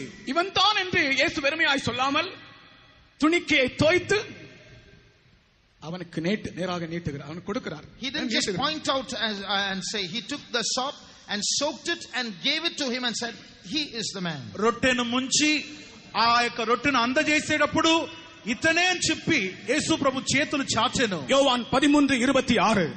John 13:26. యోహాను 13:26. சமயம் இல்லாதபடியால் நான் வாசிக்கவில்லை. I have no time, so I will not read. సమయం లేదు కాబట్టి చదివినట్లేదు. யூதாசுக்கு நேராக அதை நீட்டினார் தன் கரத்தை. He stretched out his hand towards Judas. ఇస్కరియోతు యూదాకు నేరుగా చేతులు చాచెను. தேவன் கை நீட்டுவதென்றால் அது நியாய தீர்ப்பின் ஒரு பகுதி, நியாய தீர்ப்பை காண்பிக்கிறது. In one sense, when God stretches out his hands, it is for judgment. యేసు ప్రభు చేతులు అలా చాచడం అన్నది ఇది న్యాయ తీర్పును చూపిస్తున్నది. தேவனை ஆராதிக்க போன இஸ்ரவேலின் பிரபுக்களை, தலைவர்களை பற்றி சொல்லப்பட்டிருக்கிறது. அவர்கள் மேல் அவர் கை நீட்டவில்லை. Where about the princes who went to worship the Lord, it is said he did not stretch his hand out towards them. ప్రధానుల్లో దేవుని ఆరాధించడానికి బయలు వెళ్ళినటువంటి వారి మీద ప్రభు చేతులు చాచలేదు. இஸ்ரவேலின் தலைவர்களை பற்றி சொல்லப்பட்டிருக்கிறது. அவர்கள் தேவ சமூகத்துக்கு போய் திரும்பி வந்தார்கள். அவர்களுக்கு நேராக தேவன் கரம் நீட்டவில்லை, அதாவது அவர்களுக்கு நியாய தீர்ப்பு உண்டாகவில்லை. About the rulers who went to worship the Lord in return, the Bible says that God did not stretch out his hand toward them. In other words, they were not judged. ఇశ్రాయేలీయుల యొక్క పెద్దలు వారు పంపబడ్డారు ఆరాధించడానికి, వారి వైపు ఆయన చేతులు ఎత్తలేదు. நீங்கள் வீட்டிலே போய் யாத்ராகமம் 24:11 வாசித்தால் தெரியும். You will understand that when you go home and read Exodus 24:11. ఈ నిర్గమాకాండం 24వ అధ్యాయం 11వ వాక్యాన్ని మీరు ఇంటికి వెళ్ళి చదివి చూడండి, మీకు అర్థమగును. ஆனால் இங்கேயோ அன்பின் இயேசு துணிக்கையை தோய்த்து யூதாசுக்கு நேராக நீட்டுகிறார். But in this situation, இவன் தான் the loving Jesus dipped the sop and gave it to Judas and said, "This is the person." ప్రేమ కలిగినటువంటి ఆ యేసు ప్రభు రొట్టెను దాంట్లో ముంచి ఇదిగో ఇతడే అని చెప్పి చేతులు చాచెను. அவருடைய நியாய தீர்ப்பின் கரம் நமக்கு நேராக நீட்டப்படக்கூடாது. His hand of judgment should not be stretched out towards us. ఆయన యొక్క తీర్పు తీర్చేటువంటి చేతులు మన వైపు చాచకూడదు. மூன்றாவது, Thirdly, మూడవది, அவர் தன் கையை நீட்டின சந்தர்ப்பம் எது தெரியுமா? another situation where he stretched out his hand. ఆయన చేతులు చాచినది మూడో సందర్భం ఏదో తెలుసా? மத்தேயு 12:49 In Matthew 12:49, మత్తయి 12:49 தன் கையை தன் சீஷர்களுக்கு நேராக நீட்டி he stretched out his hand towards his disciples. తన యొక్క శిష్యుల వైపు తన చేతులు చాచి, என்னுடைய தாயாரும் என் சகோதரர்களும் இவர்களே என்று சொல்லி கை நீட்டினார். "Behold, these are my mother and my brethren." వీరే నా తల్లియు నా సహోదరియు నా సహోదరుని చూపెను. தேவ சித்தம் செய்கிறவர்கள் யாரோ அவர்களை தனக்கு சொந்தமானவர்கள் என்று அறிமுகப்படுத்தும்படியாக தன் கரத்தை இயேசு நீட்டினார். Jesus stretched out his hand to his disciples to prove that they are the ones who do the will of God. తన యొక్క చిత్తాన్ని చొప్పున జరిగించేటువంటి వారిని పరిచయం చేయి నిమిత్తమై యేసు వారి వైపు చేతులుంచి వారిని పరిచయం చేశాను. ஆண்டவர் இன்றைக்கு உங்களை சுகமாக்குகிறார். நீங்கள் சொல்லுங்கள், ஆண்டவரே உம்முடைய சித்தம் மட்டுமே நான் செய்வேன். The Lord is healing you today, but on your behalf you say, Lord, I will do only your will. యేసు ప్రభు మిమ్మల్ని స్వస్థపరచుచున్నాడు. మీరు చెప్పండి, ప్రభువా మీ చిత్తం మాత్రమే మేము చేయుదుము. உன்னை கர்த்தர் எழுப்புகிறார். The Lord will raise you up. దేవుడు నిన్ను లేపుచున్నాడు. நீ சொல்லு, ஆண்டவரே நான் ஜீவனோடு இருக்க மட்டும் உமது சித்தம் மட்டும் செய்வேன். But you say, Lord, as long as I live, I will do only your will. నీవు ప్రభుతో చెప్పు, ప్రభువా నేను జీవించే దినములన్నీ నీ చిత్తమును మాత్రమే చేయుదును. அவர்களைத்தான் அவர் ரெகக்னைஸ் பண்ணுகிறார். He recognized only those people. వారినే ఆయన చూపించి పరిచయం చేయిస్తున్నాడు. நம்முடைய வாழ்க்கையில் நாம் தேவ சித்தம் செய்யும் போதுதான் இயேசு நம்மை அவருக்கு சொந்தம் என அறிமுகப்படுத்துவார். When it's only when we do the will of God in our lives that God will introduce us as ones who are his relatives. మనము ఆయన చిత్తాన్ని జరిగించేటప్పుడే మనలను చూపించి పరిచయం చేయుదురు. கர்த்தருக்கு ஸ்தோத்திரம். Praise the Lord. దేవునికి స్తోత్రం. அவருக்கு சொந்தமானவர்கள் தான் அவருடைய மகிமையின் புகழ்ச்சிக்கு மீட்கப்படுவார்கள். Only those who are his own, who belong to him, will reveal the praise of his glory. ఆయనకు సొంతమైన వారు మాత్రమే ఆ యొక్క నిత్య మహిమకు వారసులై ఉందురు. கிறிஸ்தவ மார்க்கத்தின் நம்பிக்கையே அந்த கடைசி மீட்பு இயேசுவின் வருகையில் காணப்பட வேண்டும் என்பதே. The hope of the Christian faith is to be found at the final redemption at the coming of Christ. క్రైస్తవుల యొక్క నిరీక్షణ అన్నది ప్రభు వచ్చేటప్పుడు ఆ ప్రభు రాకడలో కనబడాలన్నదే. அப்படி நாம் அவருடைய வருகையில் காணப்பட வேண்டும் என்றால் தேவ சித்தம் மட்டும் நாம் செய்ய வேண்டும். So to be found at his coming, we should always do the will of God and the will of God alone. మనము ప్రభు రాకడలో కనబడాలంటే ఎల్లప్పుడూ ప్రభు చిత్తమును మాత్రమే మనం చేయవలెను. அவருடைய கை நமக்கு நேராக நீட்டப்பட வேண்டும். His hand must be stretched out towards us. ఆయన యొక్క చేతులు మన వైపు చాచాలి. மற்றவர்கள் உங்களுக்கு விரோதமாய் மந்திரவாதம் செய்யட்டும். Let people do witchcraft against you. ఇతరులు మీకు విరోధంగా మంత్రాలు చేయని, மற்றவர்கள் உங்களுக்கு விரோதமாய் போராடட்டும். Let others strive against you. ఇతరులు మీకు విరోధంగా పోరాడని, பிசாசு உங்களுக்கு எதிராக ஏவப்படட்டும். Let the devil be sent against you. సాతానుడు కూడా మీ మీద పురికొల్పింపబడని. ஆனால் இயேசுவின் கரங்கள் உங்களுக்கு நேராய் நீட்டப்பட்டு அது சொல்லுகிறது, இவர்கள் தான் என் சகோதரனும் சகோதரியும் தாயுமாய் இருக்கிறார்கள். But the hand of Jesus is stretched out towards you, saying, these are my mother and my brother and my sisters. యేసు ప్రభు యొక్క చేతులు మీ వైపు చాచి, వీరే నా తల్లియు నా సహోదరి అయి ఉన్నారు. மூன்றாவது, இயேசு தன் கைகளை காண்பித்தார். Thirdly, Jesus displayed or showed his hands. మూడవది, యేసు ప్రభు తన చేతులను చూపెను. இயேசு தன் கைகளை காண்பித்தார். He showed his hands. యేసు ప్రభు తన చేతులను చూపెను. எப்படி காண்பிச்சிருப்பாரு? கொஞ்சம் காட்டுங்க பார்க்கலாம். Can you tell me how he would show his hands? యేసు தன் ప్రభు கைகளை ఎలా எப்படி చూపించుంటాడో காண்பித்தார்? ఒకసారి చూపియండి చూద్దాం మీరు. என் கைகளை பாருங்கள் என்று இப்படி காண்பித்தார். Behold my hands, he said. How would he have showed his hands? నా చేతులు చూడండి అని ఇలా చాచి ఉంటారు. அவர் தன் கைகளை காண்பித்த போது அவருடைய காயங்கள் காணப்பட்டன. When he showed his hands, his wounds were seen. యేసు ప్రభు చేతులను అలా చూపెట్టినప్పుడు ఆయన గాయములు కనబడినవి. லூக்கா எழுதின சுவிசேஷத்திலே தன் கைகளையும் தன் கால்களையும் காண்பித்தாராம். In the Luke's gospel it is written that he showed them his hands and his feet. లూకా సువార్తలో చెప్పబడినది ఆయన చేతులను ఆయన పాదములను చూపెను. யோவான் எழுதின சுவிசேஷத்திலே தன் கைகளையும் தன் விலாவையும் காண்பித்தாராம். In the gospel of St. John it's written he showed them his hands and his side. యోహాను సువార్తలో చదువుతున్నాము, ఆయన చేతులను ఆయన యొక్క డొక్కను ఆయన చూపెను. இன்றைக்கு இங்கே இருக்கிற உங்கள் ஒவ்வொருவருக்கும் இயேசு தன் காயங்களை காண்பிக்கிறார். To everyone who is present here, Jesus is showing his wounds. ఇక్కడ కూడి ఉన్నటువంటి మీ అందరికీ యేసు ప్రభు తన చేతులను మీకు చూపెట్టుచున్నాడు. எதற்காக அவர் தன் காயங்களை காண்பித்தார்? Why did he have to show his wounds? ఎందుకు యేసు ప్రభు తన చేతులను చూపెట్టెను? அந்த நாட்களில் அவர்கள் எல்லாரும் கலங்கி பயந்து அவிசுவாசத்தோடு இருந்தார்கள். Those days the disciples were full of fear and worry and unbelief.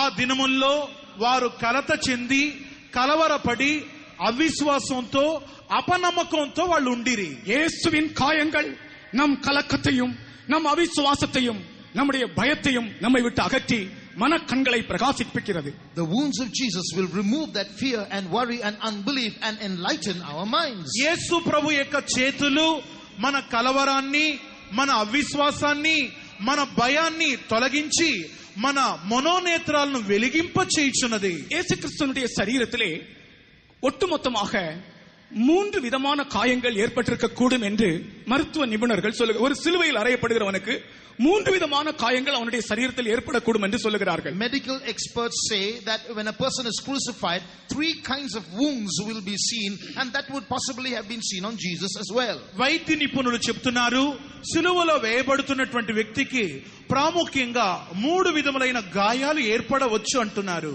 முதலாவது குத்து காயம், இரண்டாவது கிழிக்கப்பட்ட காயம், மூன்றாவது சிதைக்கப்பட்ட காயம்.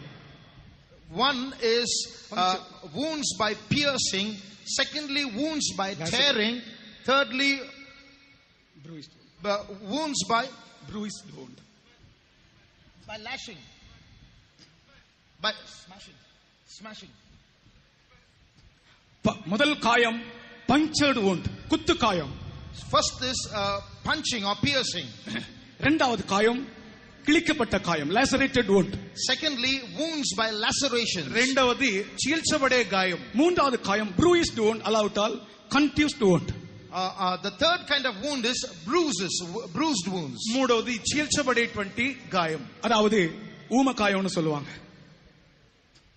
வெளியே காயம் இல்லை, ஆனால் சிதைக்கப்பட்டது. Wounds that are within and not seen outside. బయట గాయం కనబడదు, లోపల దెబ్బలు. శరీరமெல்லாம் కాయంகள். The whole body of Jesus was full of wounds. యేసు ప్రభు యొక్క శరీరం అంతయు గాయములైనది. యేసు క్రీస్తుவின் శరీరமெல்லாம் కాయంகள். The whole body of Jesus was full of wounds. యేసు ప్రభు యొక్క శరీరం అంతయు గాయములతో నిండెను. அவர் தன்னுடைய கைகளையும் கால்களையும் காண்பித்தார், கைகளையும் விலாவையும் காண்பித்தார் என்று எழுதப்பட்டிருக்கு. நான் நினைக்கிறேன் எல்லா காயத்தையுமே காண்பிச்சிருப்பார். It's written that he showed his hands and his feet and his side, but I think he would have showed them all his wounds. చేతుల్లోనూ పాదముల్లోనూ డొక్కలోనూ చెప్పి ఇక్కడ రాయబడి ఉంది. నేను అనుకుంటున్నాను ఆయన శరీరమునకు తగిలిన గాయములన్నీ చూపి ఉన్నాడు. இந்த காயங்கள் என்ன செய்தன? What did these wounds do? ఈ గాయములు ఏమి చేసెను? நான் சொன்னேனே, மரணத்துக்கு அதிபதி ஆகிய பிசாசானவனை தன் மரணத்தினால் ஜெயிக்கும்படிக்கு அவர் சிலுவையில் அறையப்பட்டார். He was crucified so that he might take victory over the devil who was the author of death. మరణమునకు అధికారి అయినటువంటి వానిని తన మరణము ద్వారా జయింప చేయుట కొరకు ఆయన ఈ రీతిగా గాయములు నొందెను. பழைய ஏற்பாட்டின் காலத்தில் மரணம் பரிகரிக்கப்படவில்லை. In the Old Testament, death was not abolished. పాత నిబంధన కాలములో మరణం అన్నది పరిహరింపబడలేదు. பிசாசின் தலை நசுக்கப்படவில்லை. The head of Satan was not crushed. సాతాను యొక్క తల చితగొట్టబడలేదు. அந்த காரியத்தை செய்யும்படியாக அவர் சிலுவையில் அறையப்பட்டார். But to accomplish this, he was crucified. ఇది నెరవేరుట కొరకు ఆయన కల్వారిలో గాయములు నొందెను. இயேசுவின் காயங்கள் அவருடைய பாடுகளை காண்பிக்கின்றன. The wounds of Jesus reveal his sufferings. యేసు ప్రభు యొక్క గాయములు ఆయన యొక్క శ్రమలను చూపుతున్నది. அவர் எப்படி சாத்தானை ஜெயித்தார்? How did he overcome Satan? ఆయన సాతానుని ఏ రీతిగా జయించెను? நான் ஒரு சண்டே ஸ்கூல் பையனிடத்தில் கேட்டேன், பிசாசின் தலையை இயேசு எப்படி நசுக்கினார் என்று கேட்டேன். I asked a Sunday school student, how did Jesus crush the head of Satan? నేను ఓ సండే స్కూల్ విద్యార్థి దగ్గర అడిగాను, యేసు ప్రభు ఎలా సాతాను యొక్క తలను చిదగొట్టి ఉంటాడని అడిగాను. அவன் இப்படி சொன்னான். He said he lifted up his head and stamped it on the ground and said, this is how Jesus crushed the head of Satan. ఆ యొక్క సండే స్కూల్ విద్యార్థి చెప్పాడు, పరిగెత్తుకొని ఆ యొక్క కాళ్ళు అతని కింద పడవేసి పైకెక్కి తొక్కి ఆడని. மரணத்துக்கு அதிபதி ஆகிய பிசாசை இயேசு எப்படி அவனுடைய தலையை நசுக்கினார்? How did Jesus crush the head of Satan, who was the author of death? మరణాధికారి అయినటువంటి సాతాను యొక్క తలను ఎలా చితగొట్టాడు?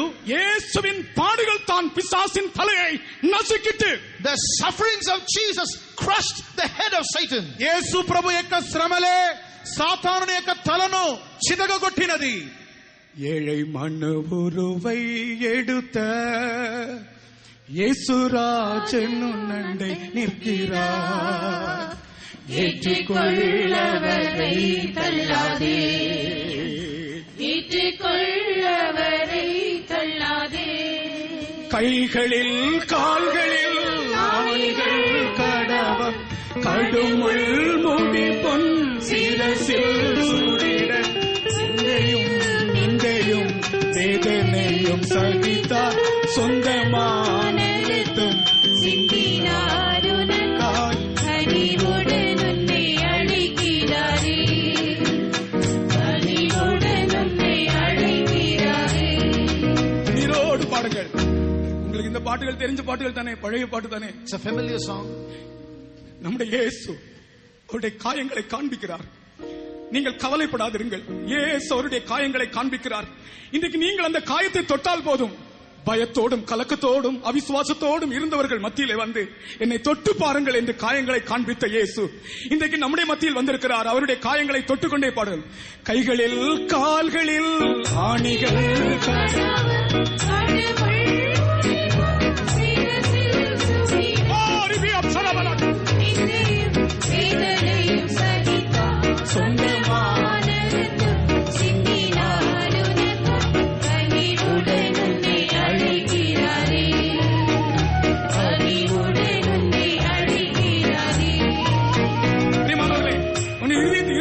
பாடுவோம், இருதயம் நொறுங்கி பாடும். கைகளில் கால்களில் ஆணிகள் நடவ கடுமுள் சூரிய கண்டையும் நெஞ்சையும் வேதனையும் சகித்தார் சொந்தமானருத்தும் சிந்தினாருனக்காய் கனிவுடன் உன்னை அழைக்கிறாரே, கனிவுடன் உன்னை அழைக்கிறாரே.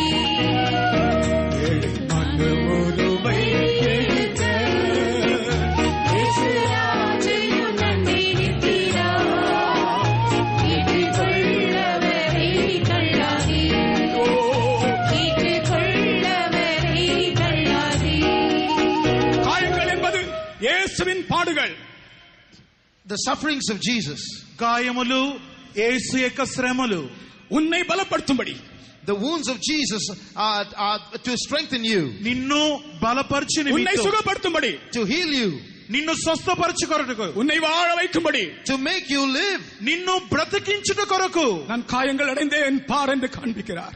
He shows his wounds. చూడుము నేను నీ కొరకు గాయములు నొంది తిని. இன்னைக்கு நாங்கள் ஏதோ ஒரு தத்துவத்தை பேசவில்லை. Today we are not speaking philosophy. మేము తత్వాలను మాట్లాడటం లేదు. இயேசுவின் மரணத்தை குறித்து பேசுகிறோம். We are speaking about the death of Jesus. యేసు యొక్క మరణమును గురించి మాట్లాడుచున్నాము. அவருடைய கரங்களிலிருந்து கிரணங்கள் வீசின. There are rays coming out of the hands of Jesus. ఆయన హస్తము నుండి కిరణములు బయలుదేరినవి. அங்கே அவருடைய பராக்கிரமம் மறைந்திருக்கவில்லை. இயேசுவின் கைகளிலிருந்து பராக்கிரமம் வெளிப்பட்டுக் கொண்டே இருக்கிறது. There his power is not hidden. There his power is being revealed. అక్కడ ఆయన బలము దాగి ఉండలేదు.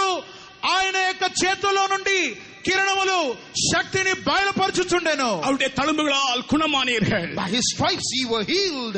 ఆయన గాయముల చేత స్వస్థత నొందితిరి.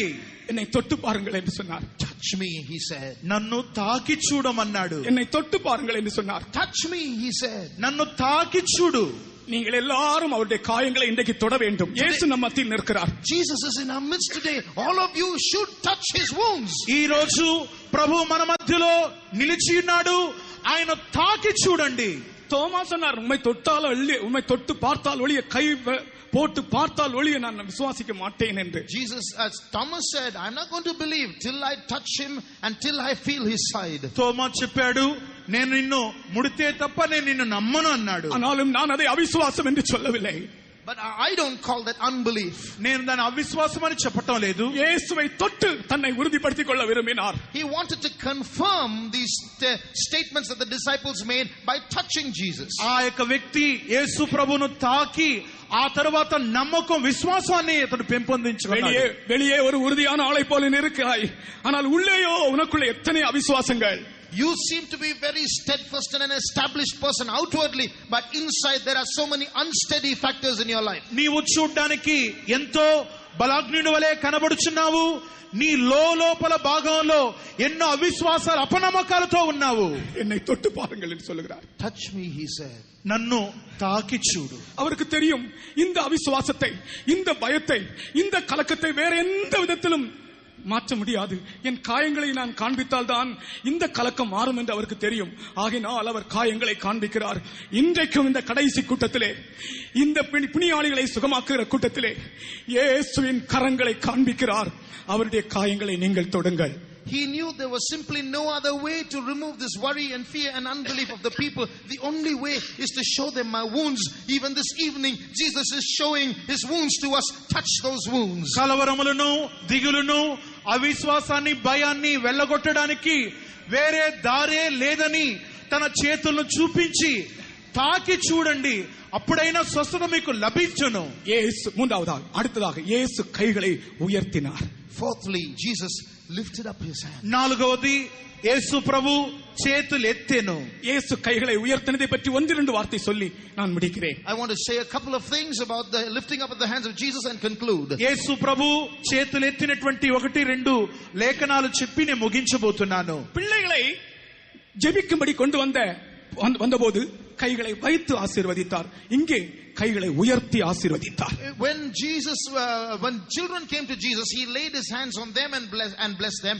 But here he lifts his hand up and blesses them. చిన్న పిల్లలను తన దగ్గరకు తీసుకొచ్చినప్పుడు వారి మీద చేతులుంచి ఆశీర్వదించారు. కానీ ఇక్కడ గమనిస్తే చేతులెత్తి వారిని ఆశీర్వదిస్తున్నాడు. நம்முடைய மீட்பின் நாள் சமீபமாக இருக்கிறது. The day of our redemption is near. మన విమోచన దినము మిక్కిలి ఆసన్నము. கர்த்தருடைய வருகையிலே பாஸ்டர் டியூ சொல்லுகிறது போல நாம் ஒருவராகிலும் கைவிடப்படக்கூடாது. Like Pastor T. Thomas said, none of us should be left behind at the coming of the Lord. Pastor TU Thomas గారు చెప్పే రీతిగా మనము ప్రభు రాకడలో ఎవ్వరూ చెయ్యి విడువబడకూడదు. சீசர்கள் இயேசுவை அந்த பூமியிலே கண்ட கடைசி காட்சி அவருடைய கைகள் உயர்த்தப்பட்டது. The last scene that the disciples saw of Jesus was Jesus' hands being lifted up. ఆ ఊర్లో ఉన్నటువంటి ప్రజలు, శిష్యులందరూ కూడా చివరిగా ప్రభువును చూచినప్పుడు ఆయన వారిని అలా చేతులు పైకెత్తి చూసెను. I tell you, నేను చెప్పుచున్నాను, 2000 ஆண்டுகளுக்கு முன்பு உயர்த்தப்பட்ட அதே கரங்கள் இன்றைக்கும் உயர்த்தப்பட்டதாகவே இருக்கின்றன. Those hands that were lifted up 2000 years ago remain lifted up today. 2000 సంవత్సరాల క్రితం చేతులు ఎత్తినటువంటి అదే చేతులు ఈ రోజు ఎత్తబడి ఉన్నది. முழு உலகத்தையும் ஆசீర్வதிக்கும்படியாக, to bless the whole world, లోకమంతటిని ఆశీర్వదించడం కొరకు அவர் కరంகளை ఉయర్తి ఆశీర్వదిக்கிற ఆశీర్వాదం என்ன? What is that blessing by lifting up of his hands? ఆయన చేతులెత్తి ఆశీర్వదించేటువంటి ఆశీర్వాదం ఏంటి? நமக்கு பூர்ண ஜெய ஜீவியம் தரும்படியான ஆசீர்வாదம். It's a blessing to give us total victorious life. పూర్ణమైనటువంటి జయప్రదమైన జీవితం చేయుట కొరకు. அது பழைய ஏற்பாட்டில் இல்லை. It's not in the Old Testament. అది పాత నిబంధన కాలంలో లేదు. அப்போஸ்தல ஊழியத்தை அவர்கள் நிறைவேற்றும்படியான ஆசీర్వాదం. A blessing to fulfill the apostolic ministry. అపోస్తలుల యొక్క సేవ ధర్మాన్ని చేసేటువంటి క్రమం அது பழைய ஏற்பாட்டில் இல்லை. It is not there in the Old Testament. అది పాత నిబంధన కాలంలో చెప్పబడలేదు. మనదయం శరీరத்தையும் మరురూపమాக்கும் ఆశీర్వాదం. A blessing to transform the mind and the body. మనసును శరీరమును రూపాంతరపరిచేటువంటిది. అది పழைయ ఏర్పాటిల్ இல்லை. It's not there in the Old Testament. అది పాత నిబంధన కాలంలో లేదు. வருகையில் எடுத்துக்கொள்ளப்படுகிற ఆశీర్వాదం. A blessing for the rapture to be caught up at the coming of the Lord. ప్రభు యొక్క రాకడలో ఎత్తబడేటువంటి అనుభవము. అది పழைయ ఏర్పాటిల్ இல்லை. It's not there in the Old Testament. ఇది పాత నిబంధన కాలంలో లేదు. அவருடைய కరంகளில் இருந்து కిరణங்கள் వీసుகின்றன. Rays are coming out of his hand. ఆయన హస్తము నుండి కిరణములు బయలు వెళ్ళెను. அந்த கரங்கள் உயர்த்தப்பட்டிருக்கின்றன. Those hands are lifted up. చేతులు ఎత్తబడెను. அப்படியே எடுத்துக்கொள்ளப்படுகிறார். சீஷர்கள் பார்த்துக்கொண்டே இருக்கிறார்கள். And as his hands were lifted up, he ascended into heaven and the disciples beheld him. ఆయన చేతులు ఎత్తిన రీతిగానే పరమునకు ఆరోహణము చెందెను. ఆ సమయంలో శిష్యులందరూ చూచుచుండిరి. அந்த கையிலிருந்து கிரணங்கள் வீசுகின்றன. Those rays are still coming out of his hands. ఆయన చేతులో నుండి కిరణములు బయలుదేరుచుండెను. அது நமக்கு பூரண ஜெய ஜீவியம் தருகிறது. And that will give us total victorious life. అది మన జీవితమునకు పరిపూర్ణమైన జయ జీవితమునిచ్చును. அப்போஸ்தல ஊழியத்தை அது வெற்றி பெறும்படி செய்கிறது. And it will cause the apostolic ministry to triumph.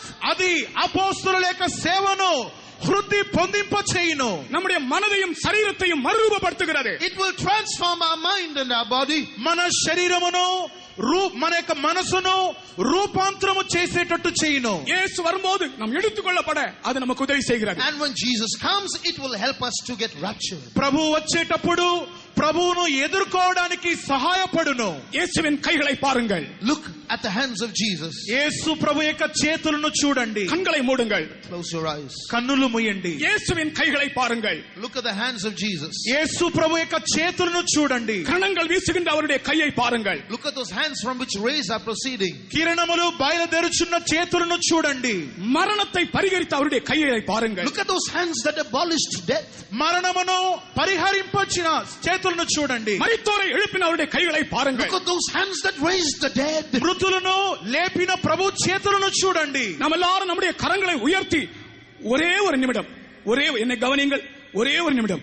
சேனைகளின் கர்த்தர் பரிசுத்தர் பரிசுத்தர் பரிசுத்தர் என்று உங்களுக்கு எவ்வளவு சத்தம் இருக்கிறதோ, மௌனமாக அல்ல, எவ்வளவு சத்தம் இருக்கிறதோ, ஒரே ஒரு நிமிடம் சேனைகளின் கர்த்தர் பரிசுத்தர் பரிசுத்தர் பரிசுத்தர் என்று ஆர்ப்பரிப்போமாக. 1 minute, listen to me. With your hands lifted up, just for 1 minute, we should shout loudly with all our voice, holy, holy, holy is the Lord of hosts. ఒక్క నిమిషం గమనించండి. మీ చేతులు పైకెత్తి సైన్యములకు అధిపతిగా యెహోవా పరిశుద్ధుడు పరిశుద్ధుడు పరిశుద్ధుడని గట్టిగా ఒక్క నిమిషం చెప్పండి. சேனைகளின் கர்த்தர் பரிசுத்தர் பரிசுத்தர் பரிசுத்தர். சேனைகளின் கர்த்தர் பரிசுத்தர் பரிசுத்தர் பரிசுத்தர். சேனைகளின் கர்த்தர் பரிசுத்தர் பரிசுத்தர் பரிசுத்தர். சேனைகளின் கர்த்தர் பரிசுத்தர் பரிசுத்தர் பரிசுத்தர். நீங்கள் உங்களுடைய சத்தத்தை உயர்த்தி சொல்ல வேண்டும். Lift up your voice and say it. బిగ్గరగా ఈ మాట చెప్పండి. குணமாக்கும் வல்லமை வெளிப்படுகிறது. The power of healing is being manifest. స్వస్థత యొక్క శక్తి బయలుపడుచున్నది. அதிகாரத்தோட அபிஷேகம் வெளிப்படுகிறது. With authority the anointing is coming down. అధికారముతో పరిశుద్ధాత్మ శక్తి బయలుపడుతున్నది. இயேசுவின் கரங்கள் உயர்த்தப்பட்டிருக்கின்றன. The hands of Jesus are lifted up. యేసు చేతులు పైకెత్తబడి ఉన్నది. எல்லாரும் சத்தமாக சத்தமாக Loudly say it. சேனைகளின் கர்த்தர் பரிசுத்தர் பரிசுத்தர் பரிசுத்தர். Holy is the Lord of hosts. சேனைகளின் கர்த்தர் பரிசுத்தர் பரிசுத்தர் பரிசுத்தர். இப்ப நான் சொல்லுகிறேன், வெளியே நிற்கிறவர்கள், அந்த வழியில போய்கொண்டிருக்கிற எல்லாரும் ஒரு நிமிஷம் அப்படியே நின்று ஸ்தோத்திரம் ஸ்தோத்திரம் என்றோ ஆமென் ஆமென் என்றோ சொல்ல வேண்டாம். சேனைகளின் கர்த்தர் பரிசுத்தர் பரிசுத்தர் பரிசுத்தர். அவருடைய கைகள் தான் இங்கே நீட்டப்பட்டிருக்கிறது, உயர்த்தப்பட்டிருக்கிறது. Those who are standing outside, those who are walking on the lanes, stop where you are right now. Don't say praise the Lord, praise the Lord. Say this statement, holy, holy, holy is the Lord of hosts. రహదారులోను బయట ప్రాంగణం యొక్క వెలుపల భాగంలో వెళ్లే వాళ్ళు స్తోత్రం హల్లెలూయా కాదు, సైన్యములకు అధిపతిగా యెహోవా పరిశుద్ధుడు పరిశుద్ధుడు పరిశుద్ధుడు అని చెప్పండి. சேனைகளின் கர்த்தர் பரிசுத்தர் பரிசுத்தர் பரிசுத்தர். Holy is the Lord of hosts. சேனைகளின் கர்த்தர் பரிசுத்தர் பரிசுத்தர் பரிசுத்தர். சேனைகளின் கர்த்தர் பரிசுத்தர் பரிசுத்தர் பரிசுத்தர். சேனைகளின் கர்த்தர் பரிசுத்தர் பரிசுத்தர் பரிசுத்தர். அசுத்த ஆவிகள் ஓடுகிறது. Evil spirits are fleeing. குணமாக்கும் வல்லமை விளங்குகிறது. God's power is coming down. சேனைகளின் தேவன் பரிசுத்தர் பரிசுத்தர் பரிசுத்தர். Holy, holy, holy is the Lord of hosts.